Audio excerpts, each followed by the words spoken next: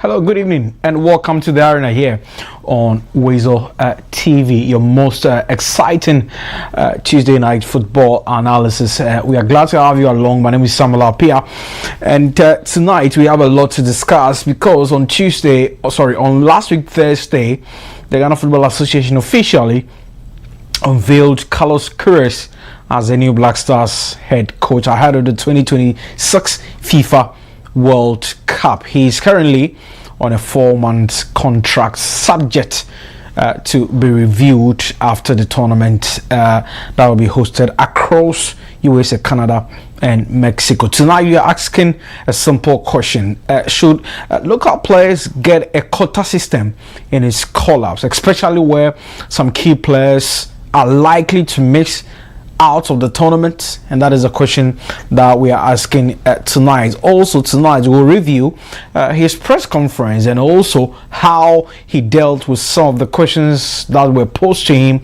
by journalists at Alisa Hotel. And so this is what we are focusing on tonight. Also CAF and the Ghana Football Association and also the sports minister, they have all confirmed that Ghana will be hosting the U20 Africa Cup of Nations as part of Ghana's 70th independence anniversary celebration for next year. The guys will have their thoughts on that as well. Remember, the show is proudly sponsored by MyBet.Africa, as always, holding us down. But before we take a quick spin, let me run you through this before we do our first break. And it's the World Cup raffle for the Black Stars. Pack your bags, Ghana, because two people are going to the FIFA 2026 World Cup today, and two more tomorrow, and two more the day after that. This is the Black Stars World Cup support raffle, and for just 10 Ghana cities, you could win a full World Cup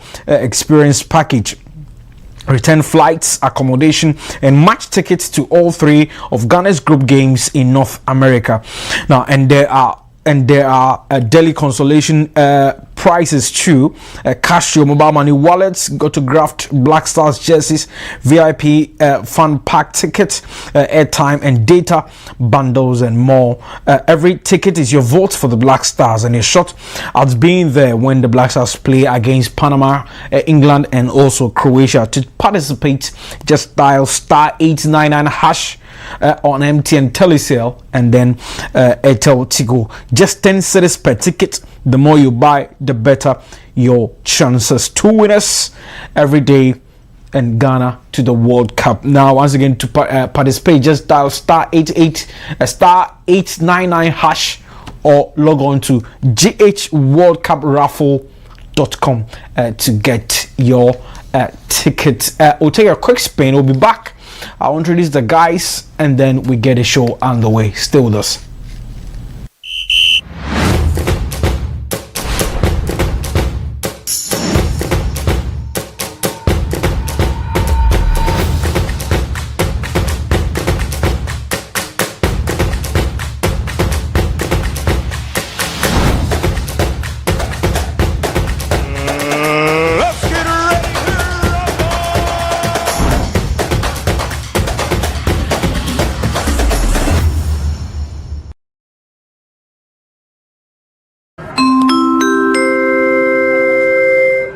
Your flight is ready to leave. Sit back and relax and enjoy the flight.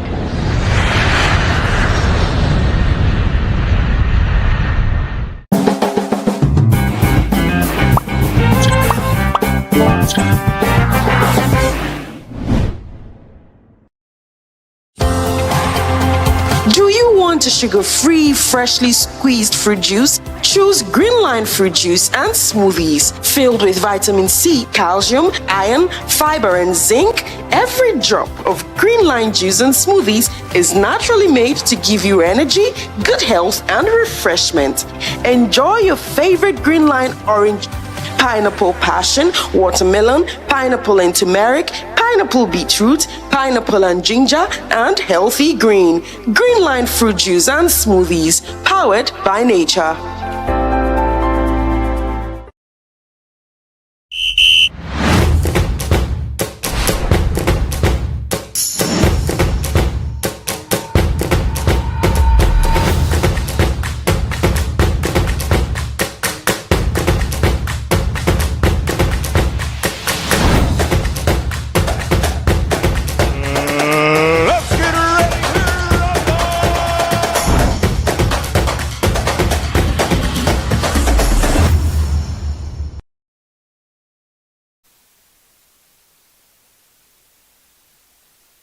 3-1, go. Right, welcome back. You're still watching the arena here on WoezorTV, and my name is Samuel Appiah, like I said, and the guys are already seated, and we will begin our conversation shortly because we have a lot to unpack this evening. And on my left has to do with Wandel. Wandel, good evening, welcome. How was your weekend? Thank you. I'm still taking it week by week until he's sacked. So. Oh, but are you still thinking about this thing called sack? I look at our games and I'm not interested. But you won. Have you seen the games? You should be watching the games. Don't look at the scoreline.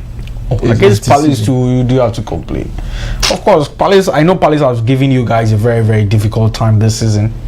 Having very good players. Look at how much you've spent, and look at the type of performances we are putting up. This guy doesn't deserve to stay, but it looks like he's in for the long haul, because I hear he's even appointing an assistant manager, which means Onyanko. So we did. Hey, you know, hear what they talk crowd. Anyways, and that was Wandel always joining us, and the other side has to do with Michael. His side are now back on top. They could go 6 points clear before Manchester City play against Everton Saturday. Late kick off in the Premier League, but I think it's a good time, even though people have expressed opinion about how they played against Newcastle over the weekend. But the bottom line is that they won, and that's the most important thing. Mike, welcome. How was your weekend? My weekend was good. It was good. It was good to, for the first time in, I think, since the Man United loss, I hadn't watched an Arsenal match live. And so Saturday I decided to watch the game. Are you serious? Yeah, very serious. Why? I only watch the dead matches, and if we lose, I don't even go near it until I want to pick some tactical stuff. But I decided to watch the match on Saturday. There are a lot of things I saw, and a lot of things I understood, and that made me understand why we've not been playing well and all that. But like you said, a win is a win. We take it and then we run. Anyways, at running like this, you don't have to. You need to really get the wins, and I think that is the most important thing. Is Kai Havertz crucial to how Arteta plays? Like I said, I saw one thing in the game, and I saw that when Kai Havertz plays, we are more fluid. Yeah. How much did they spend on jokers? How much did Arsenal spend on jokers? 55, 65. No, 68, I think. Yeah. Yes. More than Havertz. Havertz was also around the same. 60, I remember Havertz was within a range of 65 from Chelsea. It's more like the same. But like when they were saying, so one thing I noticed about the game, where when Havertz was playing, we were more fluid. We had lots of attacking nose when Havertz played, and a lot of the things we did, especially with how he wins duels up front, and how he's able to hold the play and give the pass, and how technical he is. Little movement, little things with the ball that gives him space and gives others space. And when he got injured, I knew that we were going to suffer, because even though I appreciate what Victor Gyökeres is doing with us, especially with the work rates, there's a theme that keeps flooding through, and I've noticed this over the years. When Gyökeres is playing, we tend to play a lot of long balls. Gyökeres cannot win duels in the air either. So I'm also confused why does Arteta keep doing that when Gyökeres is play the ball, and the disadvantage you have with Gyökeres too is not that great with his feet. So then you have to tailor Gyökeres' game like the way Pep Guardiola did for Haaland, but it's not really happening. So when Gyökeres is playing, it's like we're all over the place, like pinball, and they still want to play long balls. I read a story yesterday. TNT reported yesterday that Arsenal are exploring. That's a key word, exploring, to sell him. No, I don't think Arsenal will sell him. I just think because if you're saying that he doesn't really more of like suit to how they'll play, then don't you think that is a problem? Again, I'll say one more time. I think for Victor Gyökeres, the bar stops really at Mikel Arteta's feet, and what he has not recognized Gyökeres can do for him in another way. and he's stuck in a way where he wants Eucharist to do a particular thing, and Eucharist, probably because it's his first season and he's not really used to the intensity of the Premier League, has not really got up to speed with that. So what do as a coach? You change something. You do the obvious. What is Eucharist's strengths? Play the ball in behind, or get the ball into the box, and it always works for you once a while when it does. So it means that you have to focus or tailor something according to the player's strength, because he has shown you for the past 6-7 months that he can't do what you want him to do. And when Havertz came, Havertz has made us see a clear difference. So you should actually tailor what you play against what his strength, and that's actually right. Let's see what happens in the coming weeks, as we are still in the running, and like I said, Arsenal can go 6 points clear of Manchester City when they host Fulham this weekend, right? At the Emirates, whilst Manchester City travel to the Hill Dickinson Stadium this weekend to play against a very difficult side, Everton. But if you want to win, you need to beat these teams to lift the Premier League champions. These are our preambles, but let's move straight into our discussion, and we'll touch on our main topic for tonight. But like I said, the sports minister, the Ghana Football Association, and CAF this afternoon, they have announced that Ghana will be hosting the U20 Africa Cup of Nations next year, which it also forms part of Ghana's 70th independence anniversary celebration. People have raised concerns about where the games will be hosted, whether we have enough facilities, but this afternoon the sports minister has taken time to clarify all those things. I mean, one key thing that he said was that the country did not even spend a penny in winning the bid to host the tournament. What their country need to do is that they need to renovate some of the stadia, and also he implored some corporate institutions to come on board to put together new stadia, and then they can name this venue after that particular corporate body. And so that is some news coming in. And so the country is expected to host the U20 AFCON next year, and this is the first time in over 3 decades the Ghana is going to host the U20 AFCON. Well, before we zoom straight to our topic, I think should we be excited about that, even despite people asking whether we have the facility to host this tournament? But the bottom line is that it also offers you the opportunity to do things right as a country. So when these tournaments come like this, whether you are ready or not, you are offered the opportunity to try your best at revamping all the other pitches that necessarily have not had any form of maintenance in the past, and this gives Ghanaians also an opportunity to see the young talents that we have and who our potential next Black Stars could be. This is a very rare opportunity where the FA can take advantage of to actually start bringing back the love, because when you're able to start highlighting and spotlighting certain key talents in there, then you form some form of affinity.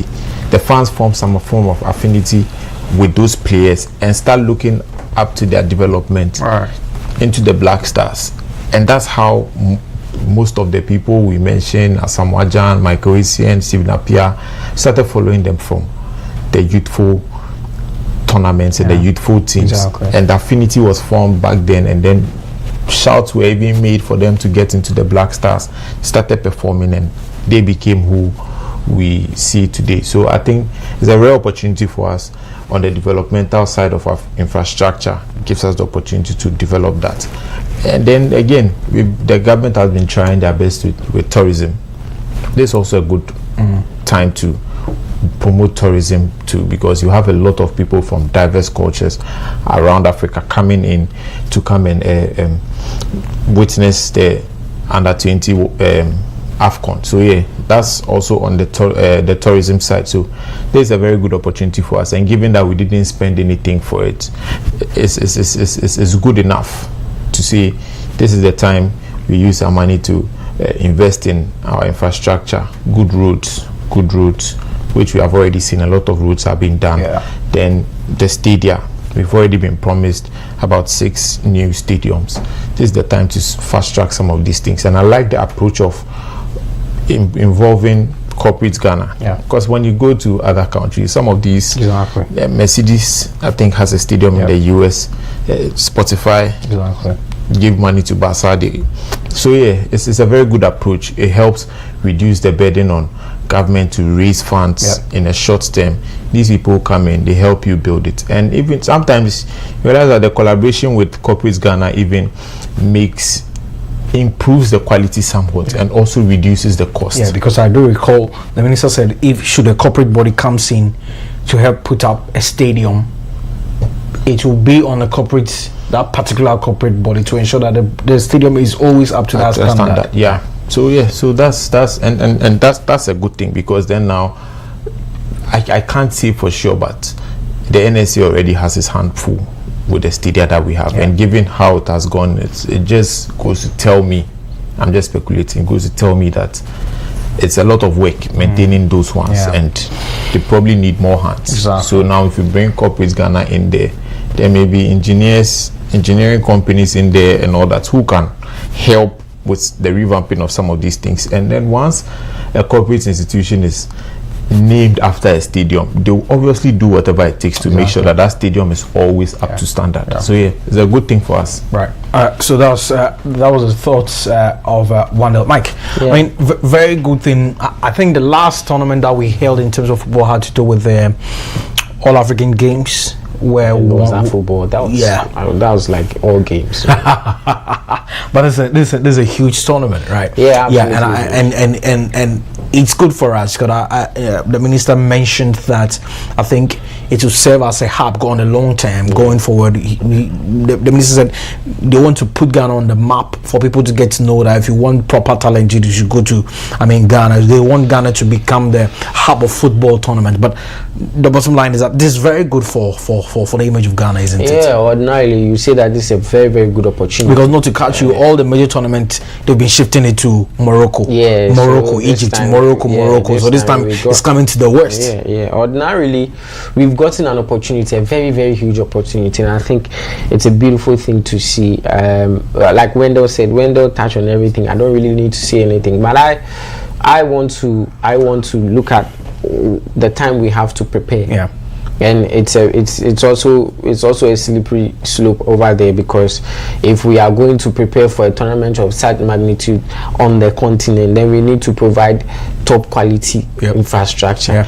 And I don't subscribe to the renovations, but that is where we are now, because you're probably going to be at the best you are going to do in a 1 year span, because this is just 1 year, is to maybe build 1 or 2 stadia and then renovate the rest. I feel like maybe the time is too short, but hey, we are hosting a major tournament for the first time I will go major football tournament. I will go as far back as 2008, and then it falls on our Ghana's celebration of the 70th independence. So like Wendell said, there's a lot to go into this, especially in terms of commercializing it, marketing it, making it the best it can be, and making us as citizens like put our hand all together to make this tournament a success, both as fans, both as those who want to contribute, like the minister said, and just make it an opportunity to plan also for our future, because then you have stadia that you will use in the future, players who you are targeting in the next 5, 6, 7 years will be mainstays in the Black Stars and all that. So it's an absolutely important milestone at this point in time of our football development, and we will look at what the GFA and the ministry will do and how it will take us forward as a country in terms of youth football. Right, and so you just heard from Michael. There is an ongoing game, the semi-finals of the Champions League. There's one currently which is ongoing, and between Paris Saint-Germain and Bayern Munich have taken the lead. Remember, tomorrow Arsenal, they will come up against Atletico Madrid. The first leg is happening at Emirates, right? No. Wanda Metropolitano. Okay, so currently Bayern Munich have taken the lead against PSG. I'll bring you more updates on the arena. Now let's head straight and to our main topic for tonight, because myself and Wanda were at the Alisa Hotel on Thursday to bring you the live coverage of the official unveiling of Black Stars head coach Carlos Queiroz. He touch on so many things. It will make sense of everything that he said. And tonight we are focusing whether there should be a quota system for local players. That has been the argument now. Personally, I ask him how is he going to put together a very good team going to the World Cup, knowing very well that some of our key players are not going to make it, all might not going to make the final list to the tournament. And that's where he mentioned that there will be a fair opportunity for home-based players, the local players, and ensuring that we get a very, very solid team. And since then, the conversation has generated a lot of talk and a lot of debates on socials and everywhere. And so tonight we are asking, should there be a quota system for local players, or should there be a quota system for Ghana Premier League players? We'll bring you some few things that he touched on, and then we'll focus mainly on our subject here tonight. Mike, let me begin with you. Myself and Wandel were there. We've had a lot of discussions, and there you can see on your screen the official unveiling of Carlos Cruz. We'll bring you some more videos, some more pictures as well. But Mike, I mean, I spoke to you after the program, yes, and I'm sure. But first of all, let me hear your thoughts on Carlos Cruz, everything that he said there. I mean, any reservations? First of all, first and foremost, PR machine, and that's what you need as an FA. If you have someone who's very good with his communication and very good of giving off a very good positive vibes, who knows what he wants to say and what he has to say at any point in time, you as a federation, you will smile and be okay with what you have to do. And then, like I've already said, he seems to know what's in his mind, that he wants to do with the team, and that's absolutely beautiful. And then finally, more critically, he's up for the challenge, and he has told us that he's going to do his best, and that's what it's going to be. Right. So let's just straight, and I mean, myself and Wanda were there, and then I put together some 10 key highlights or some 10 key things that he touched on. We'll touch on that briefly, and then we jump straight to our subject. And the first one, that he mentioned that indeed he is ready for the Black Stars job. Of course, once you've been given the contract, you need to be ready. And he also mentioned that this will be the most challenging job in his career. And I mean, what you make of that? Some people might make the argument that his coach has Real Madrid, Manchester United, Portugal, Iran, Colombia, Oman, and then coming onto this job. Do you really think that is his toughest job so far, or this will be his toughest job? Yeah, the challenge with what he said is that you are coming into a Black Stars team that is, number one, low on confidence. Number two, has quite built a reputation of performing poorly at tournaments. Yeah. And then 2 months to a major World Cup, a manager is sacked, and now he comes in, and within a short period of time, with little to no time to even assess what players he has on the training pitch, he has to assemble a squad that is ready to fight for the World Cup. Right. It's also in his clause that he has to meet certain deadlines, like come out of the group stage, get to some the quarterfinals or so before. If you get to know, the minister says that semi-finals. You see, and that's where the challenge is, because it's like for Kobo, 2 months, assemble players. On top of it, 2 of your star players, Kudus unfit. Party has issues. There's news that Kudus could actually miss the World Cup. Yeah. So because if the club is spending on you, and the club insists that you should go for the surgery, you the player, you have no option. There's actually unofficial rumors that there's a standoff between him and the club, because the club has ordered him to go in for the surgery. He says he wants it to heal so he can come to the World Cup. So it's a whole mess up. Exactly, and that's the challenge he's speaking about. I'm probably sure it's not really about the pool of players available or how how good a footballing country Ghana is. It just has to do with the timing factor of his appointment and what the targets that have been set for him. It's quite a challenging one, because 2 months is not enough to actually even embed your DNA or your footballing ideas on the team, even if you are training day and night. Sometimes even in our normal clubs, pre-seasons are not enough exactly for a manager to embed his ideas. Now look at a manager who has just 2 games to play, and even those 2 games, there are question marks on whether it is going to come through. Now this guy has to, or this guy will probably, the only chance he has is to have local players available to go for those friendly games, because the leagues are still in session. There's a title running. City is not going to let Semenyo off the hook to come play a needless game, mind you. Other space, if even if Kudus were available, they are in a relegation battle. Even for Semenyo, if the coach is serious enough in trying to protect his players, City are going to in May alone play 7 games. So yes, the challenge has to do with the timing of the appointment and how short a time he has to prepare a squad for a World Cup. Right. I think the reason why when Tofi came here, he admitted that the best time for the FA for them to start Otuadu should have been. I think that has been agreed across board everywhere. Now you appoint a coach like what Wandel is saying, give him a target, take us to the semi-finals, and he has 2 months just to prepare for that. That's a tough one. Anyways, the game between Bayern Munich and then PSG is now 1-1 at the Parc des Princes. Like I said, we'll bring you more updates on that. And the other thing that he touched on, that I wanted to touch on that briefly, and then I ran through the rest, and then we can zoom straight to our conversation. And he says that I'm a winning coach, but not concerned about his style of play.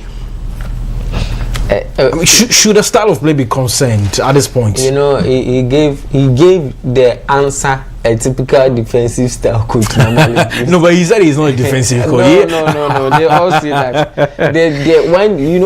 When coaches play open, they have to talk about how they play. You ask them that question, and they are going. If you don't stop them, they will keep talking about it. But when the coach is defensive, you jump and you ask him, you jump straight into the fact that we need to win, and it's winning that we have to win.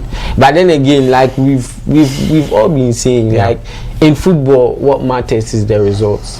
How you do it really doesn't matter. Of course, at some point or at some level or at some in some amount of investment that has been given to you, maybe people will demand you to play better.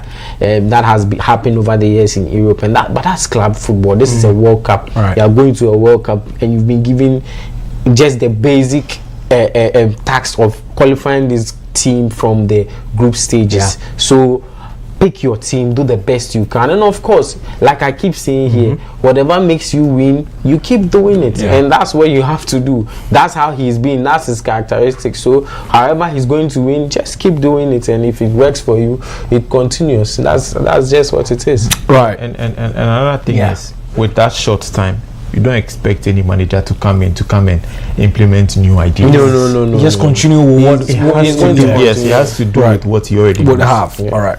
And so he also touched that I want to see my players fight for the team without the ball and adapt with the ball. My challenge is to win the next game, and win the next game as well.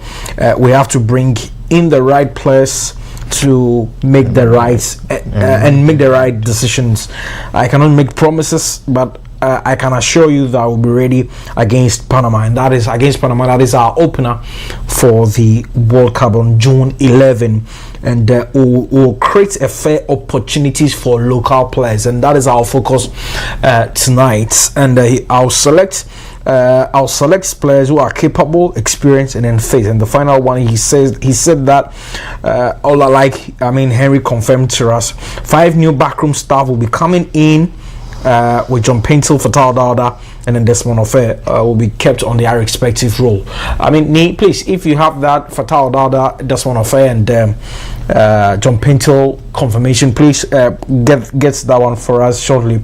And the other thing, this morning or this afternoon too, there has been the confirmation that Daniel Gaspar is joining the Black Stars technical team. He will become the first Black Stars goalkeepers trainer going into the FIFA World Cup. So he is currently in the US, and then he will team up with the team when they play against Mexico next month. But I will bring you some of the things, and because we are focusing on whether we should have a quota system, we'll run you through when Otuado was in charge, the number of local players were invited, and whether if they had more minutes or not.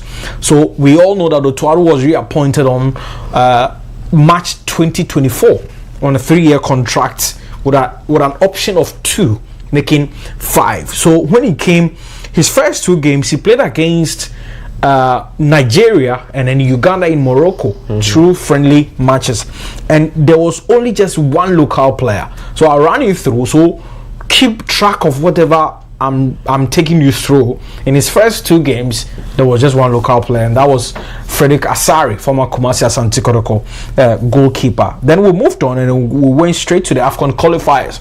Our first game we played at the Bavaria Sports Stadium against Angola, of which we lost to Angola by a goal to 0. And then we played Niger in Morocco, and that particular game ended 1-1. Prior to that game, there were just 3 local players in that squad, and Isaac Affle of Samatex, and then Razak Simpson of Nations FC, and then Emmanuel Entry of Asante Kotoko. So 3 local players. So from 1 now down to 3. And now still with the AFCON qualifiers, we played Sudan back to back. We drew Sudan here, and then we lost 2-0, right, to Sudan in Morocco. And then 2 local players were in that particular team. That is goalkeeper Frederick Asari, and then Isaac Affle of Samatex. Now from there, we played the final games against Angola in Luanda, and then against Niger, and then we have 3 players join the team. That is Kamaruddin Mahmoudou of Midiama, Isaac Aban of Heart of Lions, and then Jerry Efriye. So from 1, 3, 2, and now down to 3.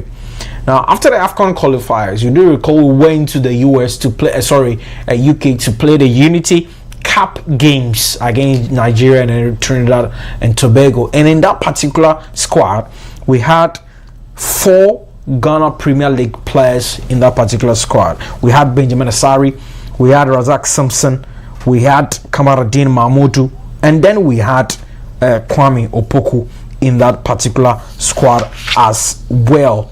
And then after that, we turn our focus to the World Cup qualifiers. And then Benjamin Asari once again against Chad and Madagascar, Benjamin Asari, Razak Simpson, and then Kamaruddin Mahmoudou. And then from there we played against Chad and then Mali. And then we had just 1 local player, that was Benjamin Asari, against Comoros, and then against Central African Republic we had 2 local players, that is Benjamin Asari of Hearts of Oak and then Prince Owusu. And remember we played the Kirin Cup recently, and against Japan and in South Korea, and there were just 3 local players in there: Benjamin Asari, Prince Owusu, and then Kelvin Nkrumah. And before Otuado was sacked, remember we played against Austria and then Germany, and we had just 1 local player, and that was Benjamin Asari. And this is where I ask the question. Now Karos Kures is on this job. Great. So thank you very much, production. Thank you very much. So this is the confirmation that we're told there that Desmond Ofer, John Paintel, and Fatal Dada has been retained as Karos Kures begins reigns as Black Stars head coach. So Fatal Dada, goalkeepers trainer, Desmond Ofer, part of the assistant coaches, and now we know that John Paintel has been reassigned as the high performance coach. So guys, thank you very much. So let's come back to our main focus. So this is where we ask the question. Now Karos Kures is on this job, and on Thursday he confirmed to us that local players will be given a fair opportunities. Every player will have the opportunity to play. If only that is good. But the point is, should it be a quota system that players will have to fight to end that sport? I went through this list, and then sometimes it could just be 1, 2, 3. It has been 1-1 since Benjamin Asari made his debut, and now he's become a mainstay into the team. So if Asari makes the squad, or if Asari doesn't make the squad, perhaps no Ghana Premier League player could make the squad. So the question is, should there be a quota system where the players will have to fight to get onto that list? Would it also help to improve the Ghana Premier League on a whole? Will these players be able to put up a very good challenge to the guys playing in Europe? Can they give us the tester we've always been craving for as a country? And that's what we are discussing. Let me begin with you. We were there and he said this, but I've gone through this list. I've taken my time to go through this list, and it looks like Otuado really is not that kind of person who really fancied these local players. He has always had an admiration for those guys playing up there. So until Winfred Schaefer came in and made that recommendation that Asari should be in the post, no local player was playing. None of them were starting. Even at the point where we've qualified for a major tournament, local players were not given the chance. But Keros is on this job. You've mentioned that given the time, very limited, but the target is that he should go to the semi-final. But the point is, should we give that quota system on the long term? Should we have a quota system in the Black Stars setup? I don't think so. Having a quota system is probably a lazy way of hiding all the frailties in the Ghana Premier League. If you say a lazy way, how? Because the league is not performing well. The Black Stars is actually the line where the best of the best is. Right. If you have the best of the best in the league, they will be called up to the Black Stars. But creating a quota system means, irrespective of whatever players we have or whatever the quality of the players, they are guaranteed a spot in the Black Stars. You have to fight for a place. You have to earn it. If you don't earn it and it's given to you on a silver platter, you will not even respect whatever has been given to you. But the quota system should be there. But then the players will have to fight to be among of. If it is 5-10. And they will not be called. They will just have to fight to justify why they should be among of that 10 or 5. That particular number. I'm getting to another point. You create this quota system and you are creating another problem that we have been trying to fix for a very long time. Because here is the case where players who have not merited a place would be put in there ahead of people who have merited a place in that quota system. All right. Now the list you give, how many of those players ended up winning GPL Player of the Season? None. Why is the GPL Player of the Season not warranted a place in the Black Stars? But then you also go back. The last time that the Ghana Football Association held such award, it was given to, if I'm not mistaken, Ibrahim Salifu.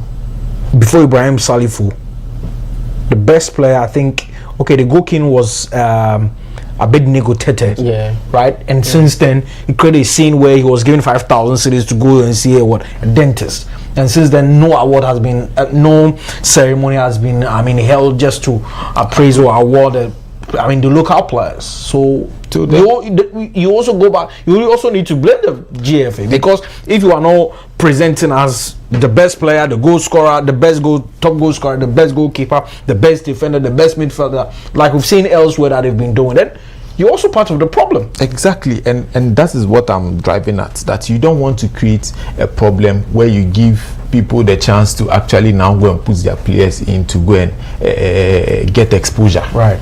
As opposed to who is actually fit to go. At the end of the day, let's just open it up. Fight for your place.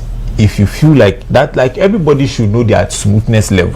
If we've heard the GFA officials say several times that the Ghana League is one of the best.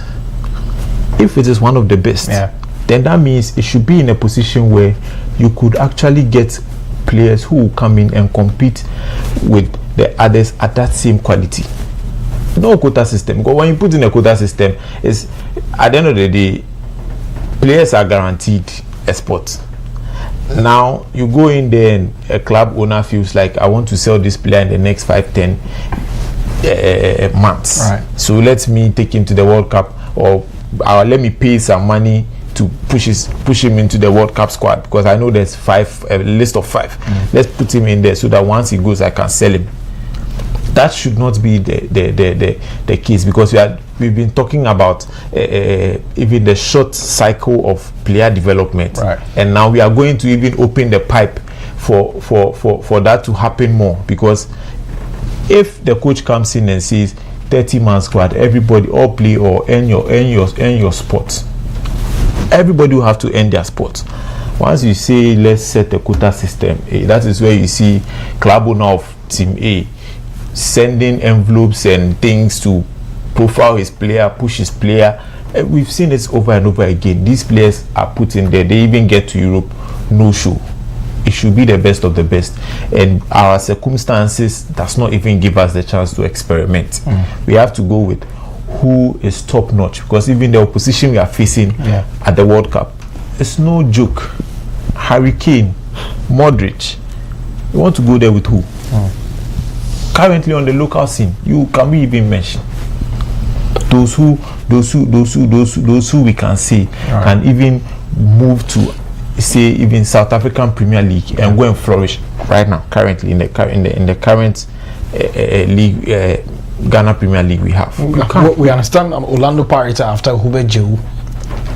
They will come for him. Alberta Moa. Under 2 months, he's back. Same happened with Kwame Puku. And I'm surprised that is not a wake-up call to those who run the affairs of the league, to say, why is it that when we ship out players, they end up coming back? And these are players that are touted as our most informed players, our best players, and they cannot even find their feet in other leagues that we don't even consider as one of the top 100 leagues. It should tell us something about ourselves. If your league is good, no sensible manager will say we'll skip the quality players in that league and go for players elsewhere. There's just a reason why they keep on inviting, or we force them to put a few in there and they don't even get. If it's about money, then we should say it clearly. It's about money. But even the money, these people go there, the clubs benefit from the money and they don't use it for anything. It goes into the club owners' pockets. We don't see the clubs developing. So then now the issue of money, we have to stop it. Because you talk about money, whatever FIFA will give them from the remuneration program, they are going to use it for all the wrong things. Like sometimes you'll be even surprised how we are still at this point where players don't have food to eat, and a coach has to house them to give them food. Meanwhile, you were given 1 million cedis at the start of the season, just the start of the season. 1 year you blow 1 million cedis, and we cannot see anything. You no bars, nothing. That means if you keep on giving them money, they will keep on wasting the money. The structure has to be set well, so that when the league is standing on its feet and is performing well, you will easily be able to pick. Egypt is not better than us. The Egyptian league is flourishing. They are able to call half of their squad from their own league, because they know that. I think in the last AFCON they had about 75% of their squad playing Zamalek, Pyramids, and then Al Ahly. Exactly, because they've seen that the players in the league are of such quality. When they are put in the national team, they are able to easily blend and match up the quality of the foreign-based players. So, and that's a team. Okay, so let me ask you, but just a form of a quick update. Bayern Munich, PSG is now 2-2 at the Parc des Princes. But just let me ask you this: if you have a league, okay, you are trying to create that competition for people to end their sport, there should be a quota system. So if you have a league where players are struggling to get in there to become a mainstay in the national team, you don't think the quota system is the right way to go? The quota system, because you go back and you'll be like, is it an indictment on the GFA? Like, because you mentioned, if a player leaves the shores of this country, go to Tanzania, Kenya, mention them, Sudan, and this player is good like that, Albert Amoasi. He went in there, he was playing friendly matches and he's been shipped back. We now know for a fact that he's not going back. So if a player down here is not able to find his feet when he travels outside, you don't think it's an indictment? So therefore, as part of the reforms to improve these players to play competitively, to aim a spot in the national team, you don't think the quota system is the way to go? If even with putting these players in a quota system in the national team, how many games in the year do they have the chance to play? Yeah. Ask yourself a question. What difference does that training, that 2 weeks or even 4 days training, what difference does it make to their quality? It doesn't make any difference. It's just a place to showcase them. Your quality is built from how consistent and the type of training or tutoring you are getting at whatever club you are playing at. Yeah. That's how come academies, professional academies, even in the UK, will train a player in the academies, and when they feel like he's ready to get to a certain quality, they ship him out on loan to go get that experience. Right. They don't quickly force some of them unless you are exceptionally good and you can. And even those exceptionally good players, Max Daumann, Rio Ngumuha, they put you in, and there's a cap on even the amount of minutes you are playing, because there's a program to develop you. Yeah. You don't expect the Black Stars is not the avenue to come and develop or give someone exposure. What sort of exposure are you looking for? You are coming there 4 weeks, 4 days of training with Mohamed Kudus. What really are you going to pick? As opposed to if the league was doing well, our clubs down here are able to get into the group stages of the CAF Champions League, are able to play against top sides. That is where the experience and the quality building comes from. Because then now I know that I'm not coming to play against a team that has not even fed their players, and the players are hungry. They are playing on an empty stomach. If you bang 2 or 3 goals, you are not doing anything. Go to the Ethiopians, go to the Egypts, the Cairos, go to Morocco, beat their top sides, Al Ahly and the likes. Rub shoulders with them. Then now we can see that, oh, these players that we are churning out are players of high quality. And you could see those days when we were actually in those conversations, Has Kotoko was in those conversations. The players, whenever they were picked and put in the Black Stars team, you could see the difference. I mean, Dramani went in there. You could see that this is a player that is ready to match up the talent. But now that your league is down there, Habib Mohamed, when Kufo committed that error against Italy, subsequently in the second game, he played as if he's playing up there. Exactly. And you see, when the league was strong, like there was nobody was even having the time to come and argue about whether a quota system was needed. That's what I was about to say. I think if we are discussing, but see, permit me, let him wrap up, and then I have some few questions to ask you. So can you wrap up and then let Michael zoom. The whole point is we have to do a root cause analysis to fix things from the basics and not try to patch up things, because yes, we have realized local players are not being called. It's an issue. Oh, let's create a quota system and ship in some. Why are we not fixing our league? Why are we not making sure that our league is getting to the standard and quality it once used to be? We have been there before. That means somebody, or there were things that were done to get us there. We should go back to the drawing board, pick learnings from those things, and then get our league back to that quality. You realize that it will be an easy placement of players from the local leagues into the national team. I agree that as humans, as a country, we are gradually developing. Okay, so if you have a player during those times, Latif Blessing, Liberty Professionals can give you 20 plus goals a season, and then he decides to stay. I'm not going anywhere, regardless of the temptation that comes his way, regardless of how agent calls him. I'm saying I'm staying. I'm not going anywhere. And indeed, he stays. But this time around, in the middle of the season, you saw how Albert Amo was sold. You see it. Wandel seems to have an issue. He doesn't agree to that.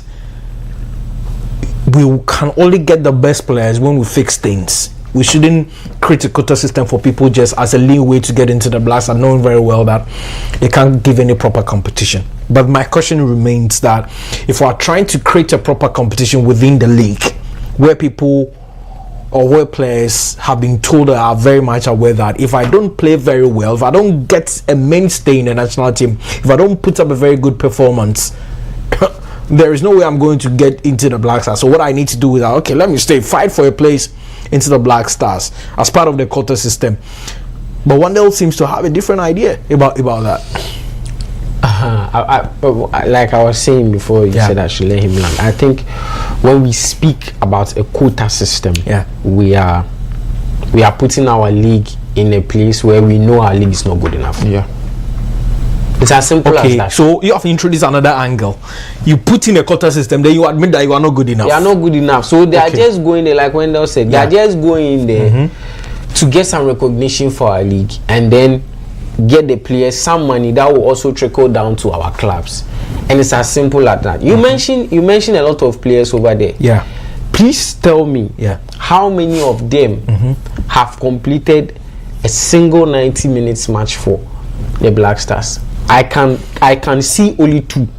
Razak Simpson and then Benjamin Asare. Yeah, because Razak Simpson took part in the Unity Cup games. And I think in the game against Angola in Luanda, he played the full 90 minutes. Sure.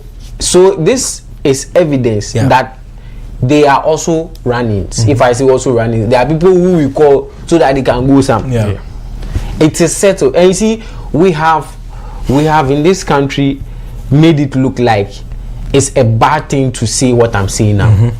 It is not a bad thing. It is an unspoken truth. The truth is that our league is not good enough. And then in order to make our league better, we are trying to call local players into our national team squad at every point in time to develop them. Then that's where when the argument also comes in. You are in training for the national team window spans for maybe 14 days. You are in training for 14 days with a coach. A coach is only working on how he has to win. But the national team assignment, we are not there to try new things. We are establishing what we want to be, and we are going. So they are there just to be there. And that is the truth. Please, let's not kid ourselves. See, a player is only quality because of the league he plays in. I take it again. A player is only quality because of the league he plays in. I mean, our league is not up there, but Asare is our number one. So how about that? That's what I'm saying. So then that is where we are going to climb. That's where we are going to climb a certain steps. I'll come to that. Right. But a player like maybe there's this player at Villarreal, Pap Gueye. He scored the winner. Yeah. I followed Pap Gueye from Metz. Right. All the way to Olympic Lyon. Do you know Pap Gueye he was not making the cut at Olympic Lyon. And then from Metz to Lyon. Yes. Okay. And Marseille. Marseille, yeah. Then he came to Villarreal in a very surprise move, I think in January or the summer last 2 years. And then when you move to Spain, your football brain increases. Yeah, of course. Your football brain, if you're a league player in Spain, the football there does something to your brain. You begin to think about football in a certain different way. And now I'm seeing that about Pap Gueye, learning to control games, learning to be as patient as ever, to pick his pass and play the balls through. And that's how you grow a player. Player has developed. And so now he's in a league where the league is basically what we always say all the time. The Spanish league is so technical. The Italian league is so defensive. In this era, they are so counter-attacking because they use their fullbacks and they sign players according to that. The English Premier League, of course, they are undergoing a certain transition, becoming more technical. But then again, we still see traits of the intensity in the midfield. So is there? What identity does our Ghana Premier League have? And what identity does our Black Star want to tap from this Premier League? I hope you are getting my point. The only thing I can say here is that the only identity we have is to let these boys go. I've already said, let these boys go and learn something and come back. Where? Because it's 14 days. Time no day. Nobody is teaching you everything. See, I saw some arguments on Twitter about singling out player talent. Again, we all know this. This is not something that we'll run away from. Somebody was comparing Patrick Pfeiffer to Razak Simpson, and comparing the talent in itself, Patrick Pfeiffer, and the talent in itself, Razak Simpson, and saying that Razak Simpson is a better player than Patrick Pfeiffer. Fair enough, but let us look at the football process. Yeah. Who went through a better football process? Obviously, Pfeiffer. And this is not something you can argue about. Exactly. It is not debatable. He went through a certain football process that taught him to assimilate games well, assimilate game plans well, be able to take on training duels in a way that he will be able to translate that onto the pitch if he's given the opportunity. Yeah. And any coach wants that. And it's as simple as that. So there's nothing like saying that our players are better than some of the players outside, and there's nothing like saying that we need a quota system. Once we argue about quota system in this discussion, we know our league is not good. So have you asked yourself why Benjamin Asari of late has gone for an international trainer to help? Yes, because you have to get the basics. When we come to training, the coach is not now coming to put cones down and say, "Cone way, this one we run here and we come back." No. By the time he comes, the players, he expect them to know whatever drills that are being done. So in effect, if I do get you, Asari in the collar, but then he personally has some deficits, and so he has to find a way to get them. We're here in this country. Yeah, we have been here. They are even in this studio. We've had issues with Benjamin Asari, and that's not because he's not good enough. Yeah, I agree. It's because his football education is quite different from whoever will have us. Yeah, because if you move from, there is a club at Kwehu, right? You move from there. Oh, I'm trying to recall the name. I'll get the name. United. No, Ekow United. There's another club in there. They play in the Division 1. From there to Great Olympics. Yes. Great Olympics get relegated, and then he jump into the balance. Hearts of Oak. Yeah, I do recall when he signed for Hearts of Oak, his first interview that he granted was on Happy FM. Yeah. And the person who was in the studio hosting the program is a very good friend of mine, and I texted him. I had my own issue with it. I was like, how can Hearts of Oak go and sign a 29-year-old goalkeeper, knowing very well that you are having issues? But then, like we say in football, they said goalkeepers get better when they are aging and all that. But the point I just wanted to ask you before we go for our first commercial break has to do with this. Otuado, like I asked, posed to Wandel, seems like he didn't really fancy local players, right? And there's this thing about Chris that we've all identified, and we've discussed it on this program, that he has eyes for talent, and then when he's convinced about you, regardless of where you play, he will ask you to play. Yeah. So if Otuade doesn't fancy this guy or didn't fancy these guys, and then Schaefer walks into this job and we're like, okay, like Wandel said, we have limited time, 2 months of the World Cup. Okay, let me engage this player, let me scout these players and see what I can get in some players. You think there will be a problem with that, knowing very well that of course our league is not up to that standard? If Schaefer decides to bring in these players, Kiros, you mean? Yeah, sorry, Kiros decides to bring in this. Do you think that there'll be a problem with that? By these players, the local players. I mean, yeah, exactly. That's what we are discussing. The fact of the matter is, I've said it already. It's simple. Carlos Queiroz has said that he's not going to do any of the local scouting. Yeah, of course, yeah, sure. So there are two. Like teams. He said, he said they're having two teams. One down here and then one, yeah. Exactly. So and I imagine because of experience on the local front, that's why there's Monofe and then Joseph Pinto is on there. Yeah. Maybe including Fatau Dauda in terms of the goalkeeping department. So all he would deal with is a report. A report will be submitted to him. And based on what we've said and what we know, it's a unspoken pact. He will definitely choose 2 local players or 3 if he wants to, because they have to be there to represent the local scene. But if we are talking about young player development, I think he would prefer to do that in Europe than in Ghana. I see. There's a likes of Tofik from Atletico Madrid. You are all there. Then you want me? Today would you pick Augustin Boache? Would you pick Albert Amor or Augustin Boache? Who plays in League 2 in France? Will you do that? Are you going to pick? Are you going to do that? Why are the numbers to even justify the Ghana Premier League players? Why are their statistics to even justify on a report? Because sending a report is different from watching the player play. Then again, I know that now, at least because of our very good friend Mo Shaban, the Premier League, the Ghana Premier League has a good statistics base. But then, like he's saying, we look at the sheet, and then we look at what we have on the pitch. Do you think that Carlos Queiroz will choose somebody else in Ghana over somebody outside? Yeah. No, I don't think so.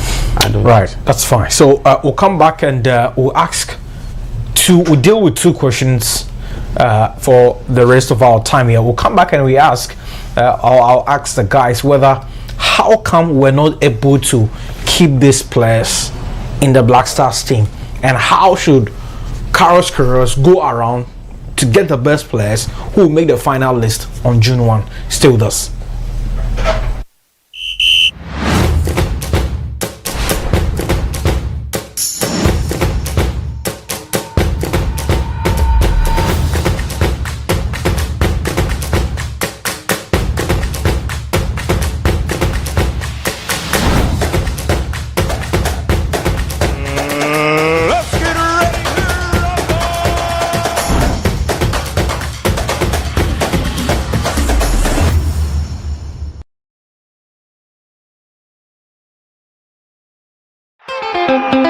Esan se men tutu mama mrase na men pese mama mra be yirenti me di biara Ghana na me num biara so Ghana se ba no afa hye ne apunto biara se dia me di dem ho diara ne officer bites na huso dedi wo de obehwie biara mu occasion biara ya mamre dedi wo mu no de e kire yensu e wo afa hye eye ni apunto ase de obetime di officer bites asum wo hoho unumu a e koyo Officer Bites made in Ghana. So open a do to our first Staples Enterprise hometrum for iso. Officer Bites, who ye guy? Officer Bites be a guy what it? Numnya same one tom many pa wondi in fear do what we. And sasa pen for ne abata woman kodano for enumbi. And num en san fan kaka. FDA aje gwedi en krato yatum.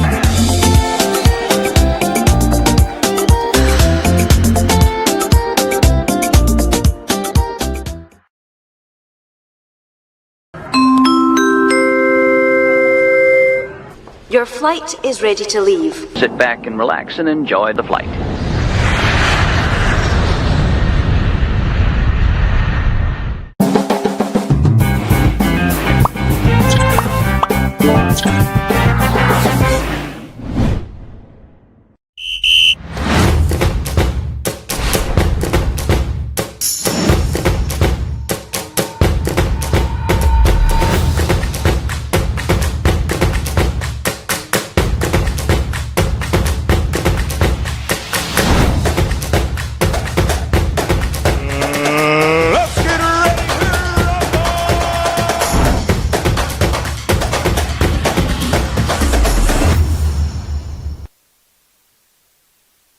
Welcome back. You're still watching the arena here on WoezorTV. My name is Ekow Amoasi Appiah and I'm in the studio with Michael Gogo and then Wandel Amo. And remember, the show is proudly sponsored by my Bet.Africa, always holding us down to bring you the arena on your screens at your various homes. But then do remember, pack your bags because two people are going to the FIFA 2026 World Cup today, and two more tomorrow, and two more the day after.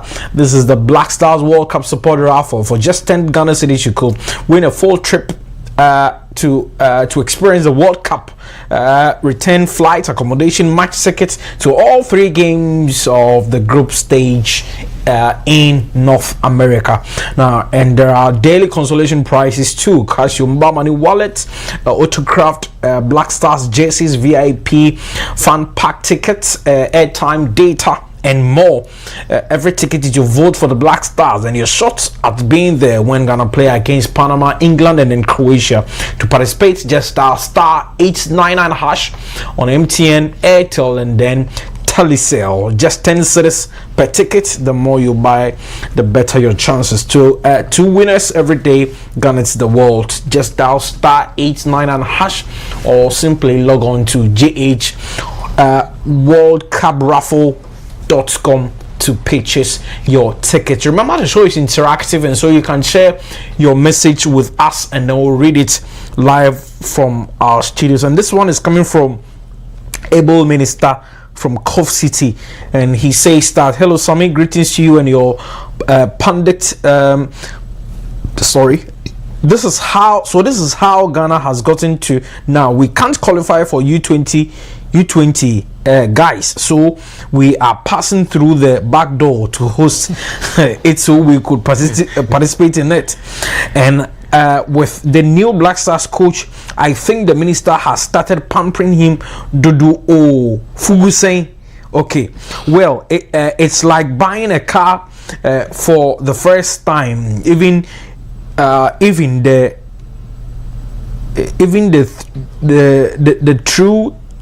touches, the ground cra is washed and polished.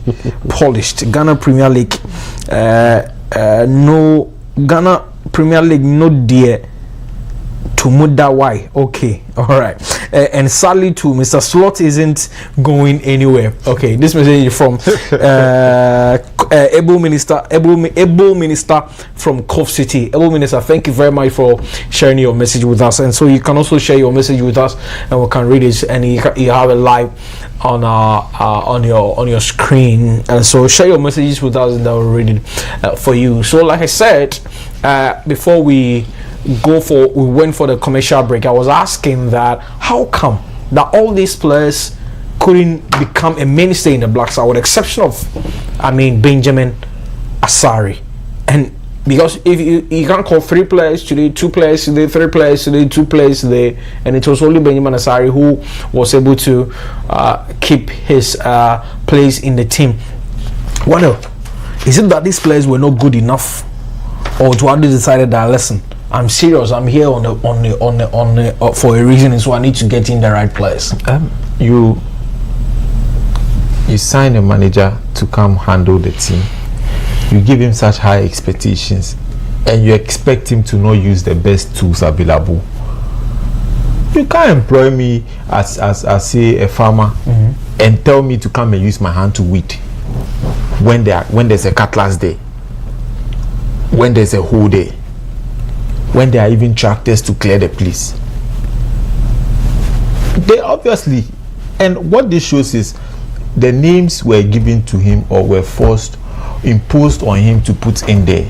Is it a concern where at a point we knew that Razak Simpson, like what Michael said, gradually has become a mainstay, but surprisingly he was thrown out? We're not seeing, because he played in the Unity Cup games. He played in the, before the Unity Cup game, he has played against Niger, and then so we play against Angola in Luanda before the final game down here. Particularly with him, because he was gradually finding his feet in the team, and then surprisingly Otado decided to ditch him. Would you in this case say that he was forced? Such player was forced on him? That's what it looks like, because then again, before any manager calls any player into his team, he had probably analyzed that player, knows what weaknesses, strengths the player has, and what the developmental path to becoming a mainstay in the Black Stars looks like. So then again, you put this player in, it's like, let's just keep on trying a lot of local players to see which one works. So today Kofi is called, no, after 2 games, or Kofi doesn't even get a chance.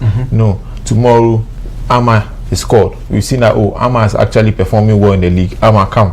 Or the club owners too have their players. Let this one come, because we have to make sure that he plays in this tournament or this game for us to get him a bigger club. Right. So it's just a mix of things. And you see, before any player comes, I think the manager or the coaching staff should probably have a plan for that player and what they see that player doing. If you have a player called today and tomorrow he's not called, it shows that player was called without a plan, or was just called to come and fill in a gap, in the hope that we'll probably get who we are looking for. And that's what it is. So more like try and error. Yeah. That's what it is. There's no clear plan with the local players, and as I keep on saying, it boils back down to the strength of our league. Our league does not help showcase the strength of these players. So you mean that by these names that we've gone through, and if none is becoming a permanent say, with the exception of Benjamin Asare, it tells us the kind of league that we are running in this country. Yeah, and if Benjamin Asare, you listen to all the fanatics, and it's about this guy has some luck. Yeah, this guy has some luck around him, for which reason he's not conceding. I'm telling you today, if tomorrow we get a keeper of the caliber of Richard Ole Lekinson, yeah, or even Fatah Odauda, that's the end for Benjamin Asare. Okay, Mike. Wandel, I don't know why Wandel today seems to have so many different opinions about these things. But then I look at this list, and even I'm not quite sure if, I mean, let's wait and see what happens next month when the squad is named for the Mexico game. But if that is the case, even before Carlos Queiroz named his final squad on June 1, we all know that some of our key players are injured at the moment. I mean, some of them, Cruz, Abu, the other gentleman, Salisu, you know. But like the question that I asked him on Thursday, if that is the case, and then you guys doesn't seem to subscribe to the points that quota system is the way to go, then how should we expect him to give us a very good squad? You put him forward the best he can. And what if the best is not good enough? You see, the argument we are having here is if he puts forward the best he can and he doesn't do well, can we go back to him and question why he didn't do that, in terms of he didn't bring local players into the team? Because one way or the other they would have added something to the team that he picked. Are we sure we can do that? Are we sure we can go back to Carlos Queiroz, provided he decides that no local players, he picks whoever he wants to pick, go to the World Cup and exit that group stage? You are telling me that we'll go to him and ask him that why did he not pick somebody from the local scene, because we felt that person could have done better than whoever he picked? You can't say that. I'm not sure anybody can tell him that. The players themselves in their are looking at the list, and I think a few of them are still in the league. Yeah, of course. I mean, Razak Simpson is still here. Yeah. Simpson is still here. Cool. Kamara Dean, the Kotoko midfielder, I know for a fact that Emmanuel Lynching is still with them. Isaac Alfol, I'm sure. Kamara Dean has joined. He joined the Tanzanian side. Sorry, the Sudanese side. Al Hilal. You see, so I'm really trying to draw attention. And then Kwame Poku is also in there. Yes. Kwame Poku went and came. He went and then he came back. And then Prince Owusu is also still with Mediama. And then Kelvin Nkrumah as well. Yeah. So I want to know that these players, after they played or they were called for the Black Stars, did they go back to their teams, their respective teams, and become top players for our league? They were called. I know for a fact that Kelvin Nkrumah was a very good footballer until his injury. Prince Owusu absolutely intelligent. Exactly. Yeah. But even after they came to the Black Stars and went back, did they get better? Did they hold this league by the scruff of the neck and say, I'm now the star man of this league? There's a player in South Africa who plays for Mamelodi Sundowns. He was a number 4 jersey. Mokoena. Yeah. He's the engine for the South African, national team. Mokoena got called to the national team, and he took over the national team. We saw that during the AFCON, even when they were exiting against Egypt. Yeah, and Mokoena brought something different to the national team. That there was a player called Lestoniani. Yeah, and then Chabalala had being able to hit free kicks and hit long range shots, and that alone changed a narrative for South Africa. I think they won against Egypt, something they've not done in years. So that is the impact we are trying to see. If we call a player, he should give us that impact. Or if we do not call a player, we should come back after it has failed and say that you didn't call this player and it's one of the reasons. That you said it. You go back to that point. It was Schaefer who insisted that Asari should be in post. Yes. Right? We saw what Samson could do when given the opportunity. Yes. I think less opportunity for Kamara Dean, less opportunity for Kelvin Nkrumah, less opportunity for Emmanuel Enchi. Those are midfielders. And you see, fair, you call fair, players, but then, like what Wandel said, sometimes you bring him more of like a gamble. Yes. But once you've brought him in, you need to give him the opportunity to play. You call players to solve problems. Yes. And then it's just like a club football. You sign players just to improve your team. Yeah. Yes. But there are two reasons for signing players: to solve problems and then give competition. Sure. Noni Madueke was not signed for Arsenal to be a starter. Just to give Saka a competition. To give Saka competition. Eventually, he has even played better than Saka this season, arguably.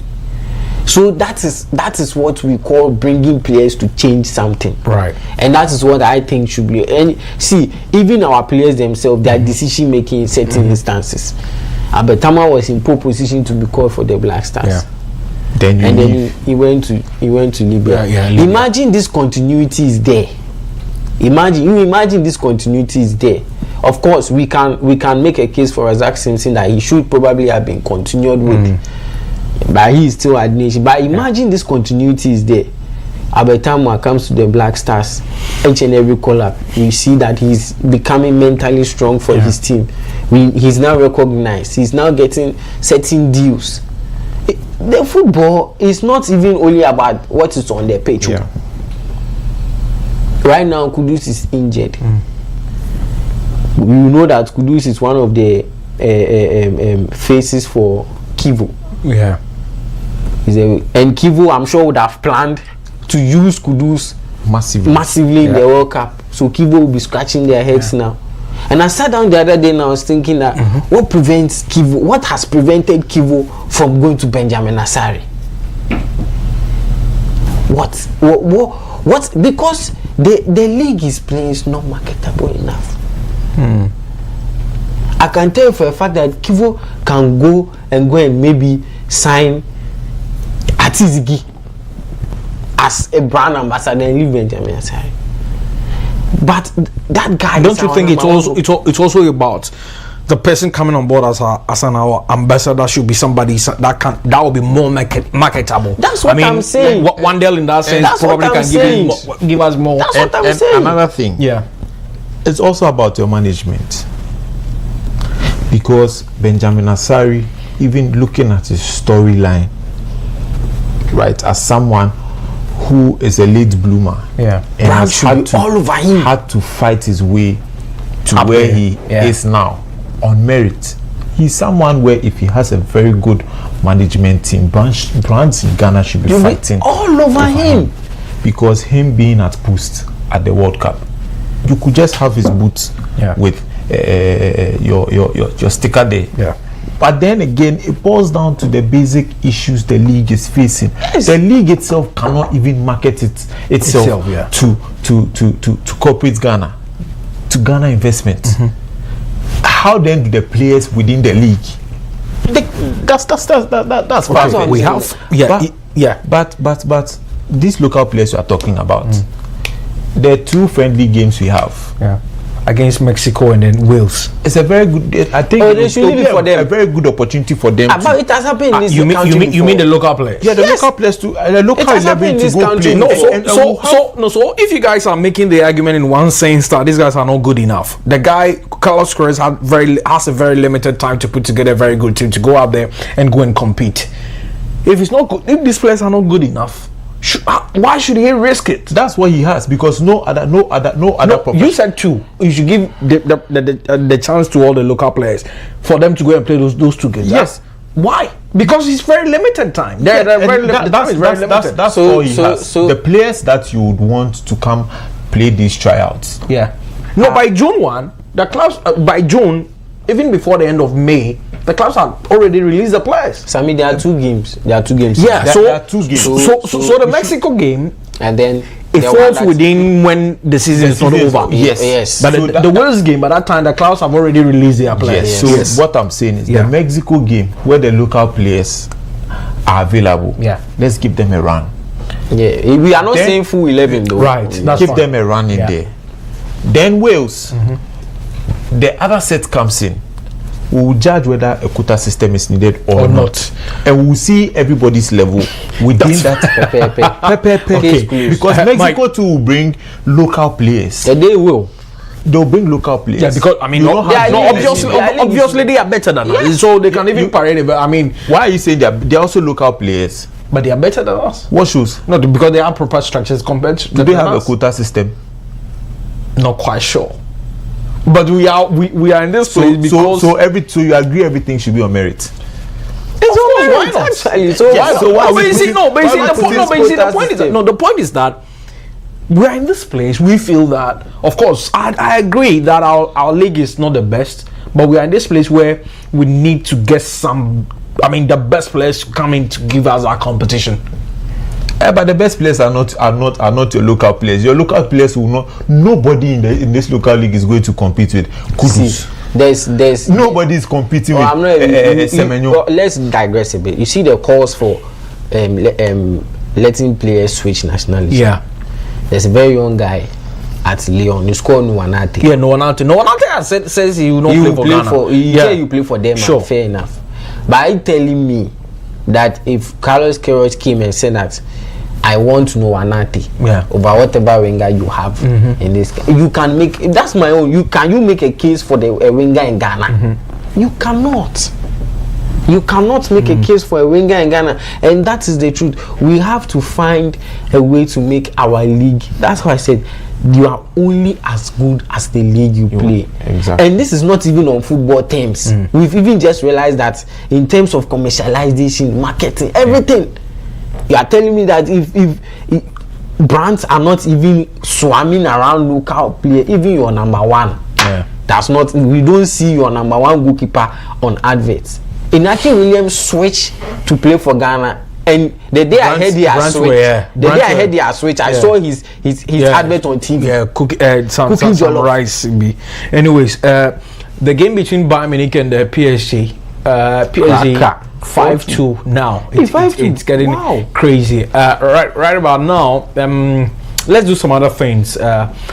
First of all, let's bring you our Arena Team of the Week, and we'll bring you some other things before we leave the studio. But then, before we leave the studio, the guys will touch on the Arsenal Atletico Madrid game before we leave the studio. But for now, let's bring you the Arena Team of the Week.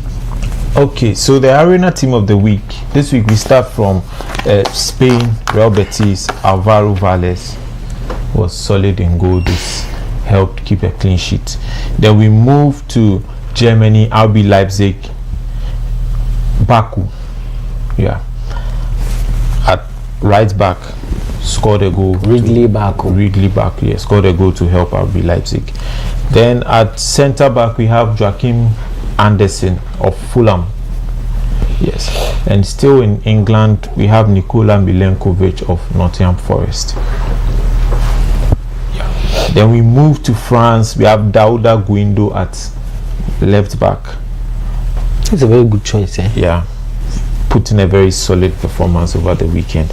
And then back to England we have Thomas Soucek. Yeah. Who has been in the news of late, talking about how the new generation of Czech Republic is going to perform at the World Cup. You should look out for him. Then back to France, we have Kang In Lee, and this is a player on the fringes of PSG. He comes in and he plays like someone who should be in the first team. That is what we are talking about. You bring in a local player and he should be able to compete.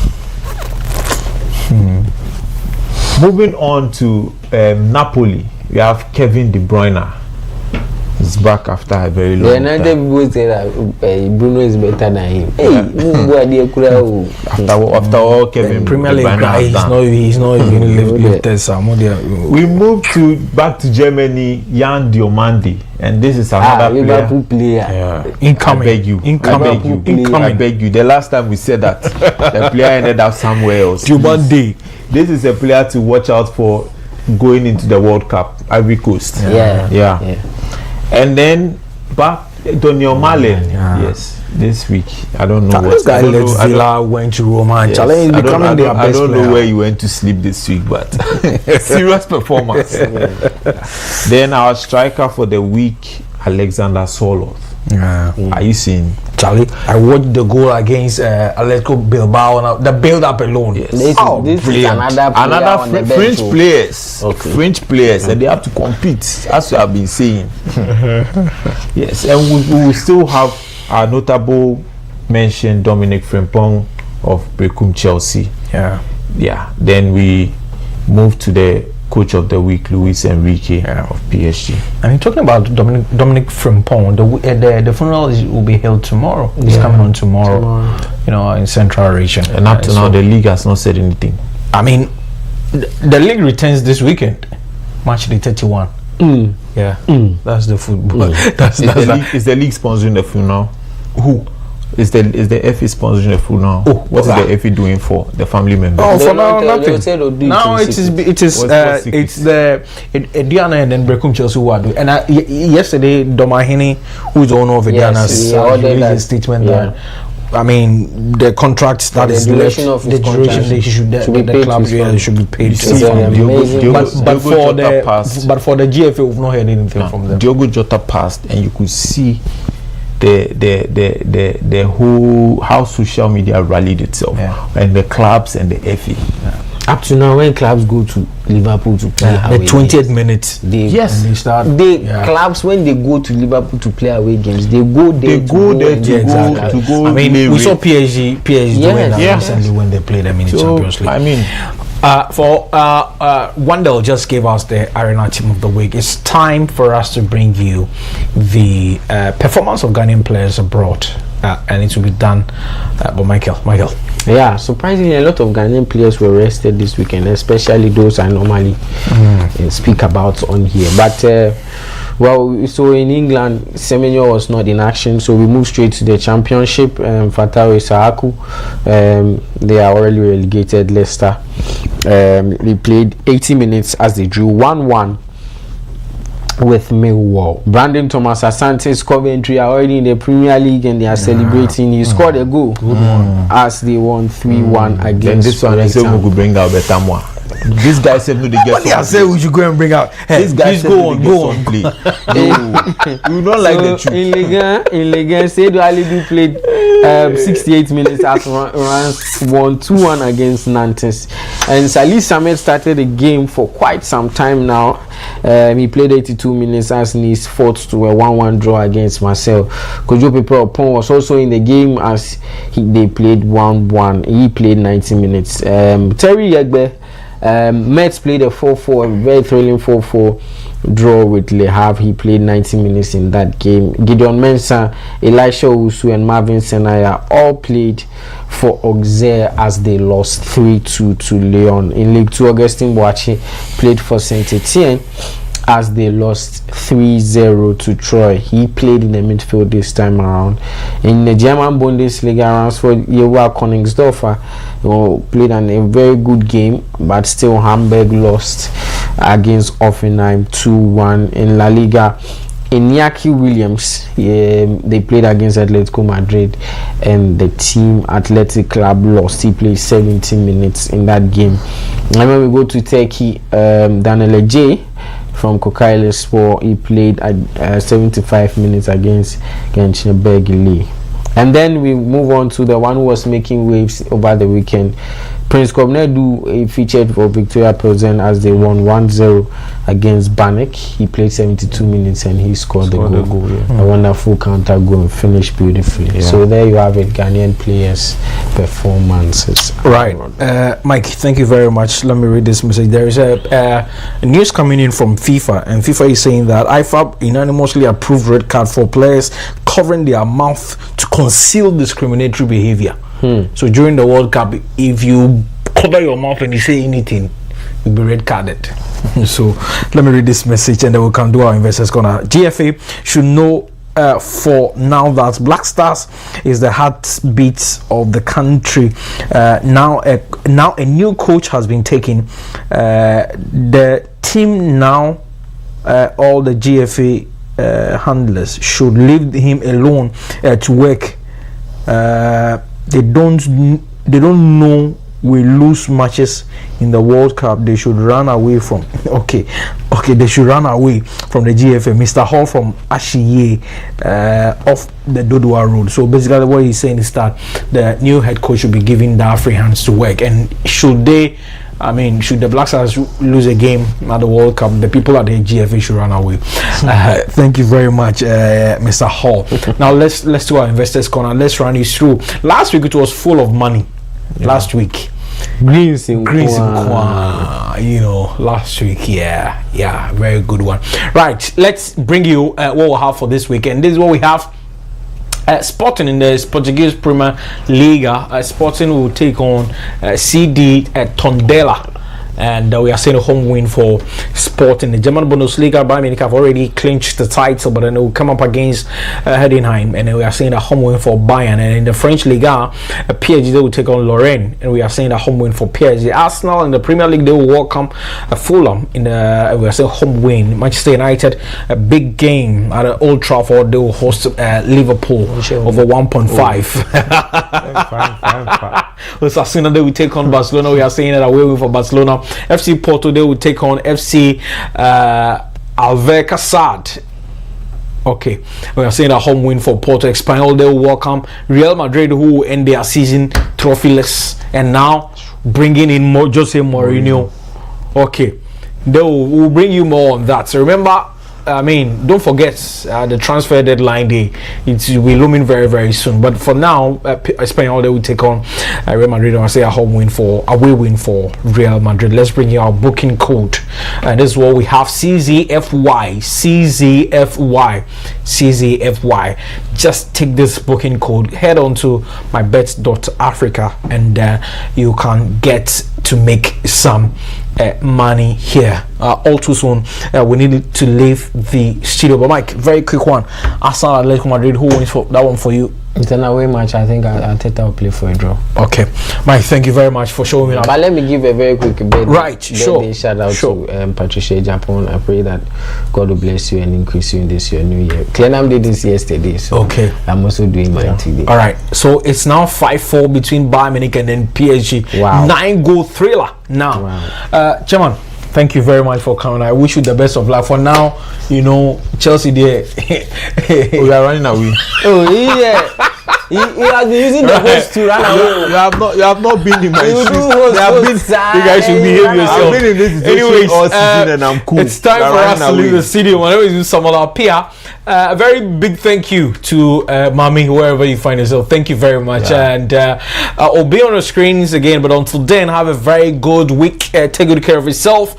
And stay blessed as always. My name is Samuel Appiah. Thank you to all the production guys from Clenham, to Nee, to Frank, to the Motion Kev Kweku, and all the guys, and to Sami as well. Thank you very much. We'll see you again. Thank you very much for making time to watch. It's a good night from us.